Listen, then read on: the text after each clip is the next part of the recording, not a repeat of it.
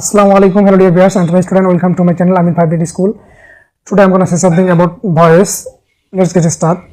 Voice মূলত দুই প্রকার, আবার দুই প্রকার যে সাধারণত ভয়েস মূলত তিন প্রকার, কিন্তু আমরা দুই প্রকার আলোচনা করে থাকি, অ্যাক্টিভ প্যাসিভ। কিভাবে আমরা অ্যাক্টিভ থেকে প্যাসিভ করব, আজকে অতি সহজে অল্প সময়ের মধ্যে আপনাদেরকে অ্যাক্টিভ থেকে প্যাসিভ শেখাবো। তো চলুন শুরু করা যাক। সেটা হচ্ছে অ্যাক্টিভ থেকে কিভাবে প্যাসিভ করব। আমরা সকলেই জানি ভয়েস চেঞ্জের একটি নিয়ম হচ্ছে, এটা সকলেই জানা এবং কমন বিষয়। তো সেটা নিয়মটা কি, যে সাবজেক্ট অবজেক্ট হবে, অর্থাৎ সাবজেক্টের অবজেক্টিভ ফর্ম বসবে এবং অবজেক্ট সাবজেক্ট হবে। আমি আবার বলছি, ভয়েসে অ্যাক্টিভ থেকে প্যাসিভ করতে গেলে সাবজেক্ট অবজেক্ট হয়, অবজেক্ট সাবজেক্ট হয়, এটা সকলেই জানি। তারপর একটা বিষয় কি জানি, ভার্ব সর্বদাই ভার্বের পাস্ট পার্টিসিপল হয়। অ্যাক্টিভ থেকে প্যাসিভ করার সময় যে ভার্বই থাকুক না কেন অ্যাক্টিভ ভয়েসে, সেটা প্যাসিভ করার সময় সেটা পাস্ট পার্টিসিপল ফর্ম হয়ে যায়, এটা সকলেই জানি।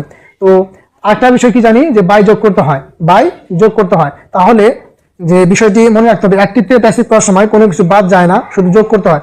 কোনো কিছু বাদ যাবে না ওই সেন্টেন্সের, শুধু যোগ করতে হবে। কি কি যোগ করতে হবে আমি আজকে অতি সহজে বলে দিচ্ছি। যদি ভার্বের V1 ফর্ম থাকে, অ্যাক্টিভ ভয়েসে যদি V1 ফর্ম থাকে ভার্বের, অর্থাৎ প্রেজেন্ট ফর্ম যদি থাকে, তাহলে am is are যোগ করব। যদি ভার্বের প্রেজেন্ট ফর্ম থাকে তাহলে am is are যোগ করব। যদি V2 থাকে তাহলে was are যোগ করব। আর যদি V3 থাকে তাহলে been যোগ করব। আর যদি being থাকে being যোগ করব। being থাকলে অর্থাৎ ভার্বের কন্টিনিউয়াস ফর্ম থাকলে being যোগ করব। আর মডাল অর্থাৎ এবং সেমি মডাল ভার্ব থাকলে বি যোগ করব। তাহলে আপনারা খুব সহজে মুখস্থ করে নেবেন। V1 থাকলে আমি যার, V2 থাকলে ওয়াজার, V3 থাকলে বিং, বিং থাকলে বিং, মডাল সেমি মডাল থাকলে বি যোগ করতে হয়। তো আজকে বন্ধু, see in the next video.